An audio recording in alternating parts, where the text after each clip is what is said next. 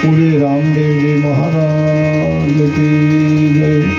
बाल कृष्ण लाल की जय। सत सनातन धर्म की जय।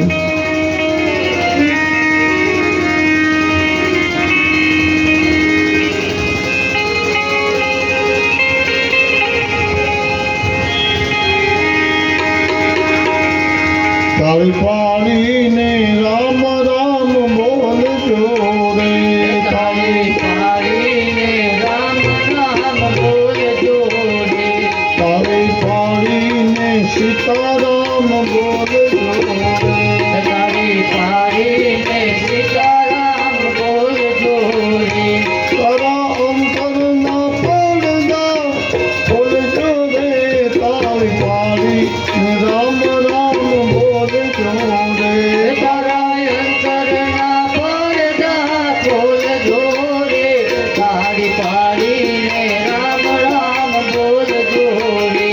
ताली पाड़ी ने राधे श्याम बोल जोरे। ताली पाड़ी ने राधे श्याम बोल जोरे। तारा अंतर ना पड़दा बोल जोरे। ताली पाड़ी ने राम राम बोल जोरे। तारा अंतर ना पड़दा बोल जोरे। ताली पाड़ी ने राम राम बोल जोरे। ताली पाड़ी नरसिंह मेहता नागरे रे। ताली पाड़ी नरसिंह मेहता नागरे रे। ताली पाड़ी नरसिंह मेहता नागरे रे। ताली पाड़ी नरसिंह मेहता नागरे रे। एनी हुंडी स्वीकार करे पागले रे।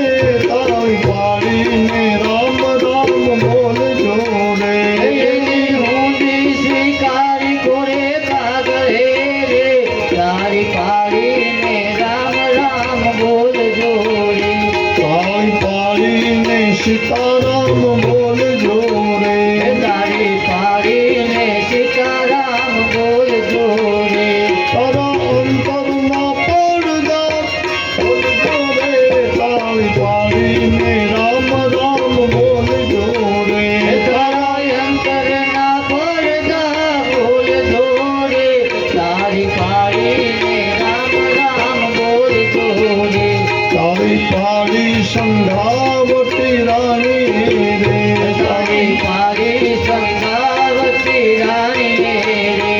ताली पाड़ी संघावती रानी रे। ताली पाड़ी संगावती रानी रे। कुंवर में जो संघावती रानी रे। ताली पाड़ी में राम राम बोल जोरे। कुंवर में जो संगावती रानी रे। ताली पाड़ी ने राम राम बोल जोरे। ताली पाड़ी में राधे श्याम बोल जोरे। ताली पाड़ी ने राधे श्याम बोल जोरे। રામચંદ્ર ભગવાન કી જય. હવે આપણી કથા અહીંથી પ્રકરણ પહેલું ઉપડે છે. આપણા 2 દિવસ આમાં ને આમાં ગયા છે. આજથી હવે તુરા શાખાનો વંશ ચાલુ થાય છે. કોણ જ હતા આગલા જન્મમાં? ભગવાનનો બાપ. બાપ કેટલી ઊંચી ભક્તિની શક્તિ. પરમાત્માનો બાપ થવું છે. દુનિયામાં બધું થઈ શકાય કે ઈશ્વરને દીકરો બનાવવો એટલે કેવી ભક્તિ છે. આગલા જન્મની અંદર દ્વાપર યુગમાં નંદ બાબા જશોદાનું મૃત્યુ થયા પછી ભગવાન કૃષ્ણ દ્વાપર યુગમાં છે. સતયુગમાં રામ છે. ત્રેતા ઋષિ મુનિઓનો આપો યુગ છે. એટલે આ યુગમાં ઋષિ મુનિઓ 4 વેદના જ્ઞાની હતા. અધુર્વેદ, ઋગ્વેદ, સામવેદ, અથર્વવેદ. 4 વેદના એ જ્ઞાની. અને આપણો કળિયુગ લાવવા માટે હવે તૈયારી આપણી થાય છે. કથામાં કળિયુગ લાવવાની તૈયારી છે. તો પોકરાણગઢના મહારાજા આપણે બનાવ્યા છે. આગલા જન્મમાં કોણ હતા એ કથા આવે છે. શૈલ કુમારી કહો કૃપાનાથ ભગવાના. શૈલ નામ ડુંગરાની પુત્રી બોલી, હે ભગવાન એ કોણ છે અજમલ? એનો જન્મ એ રીતે કેમ થયો મહારાજ? અજમલને જન્મ દેવા માટે આગલા જન્મની અંદર જેની કમાઈ હોય ને બાપ, એ અજમલ થઈ શકે. ભગવાનનો બાપ બનવું એ કોઈ સાધારણ નથી. આમાં કથા એમ લખી છે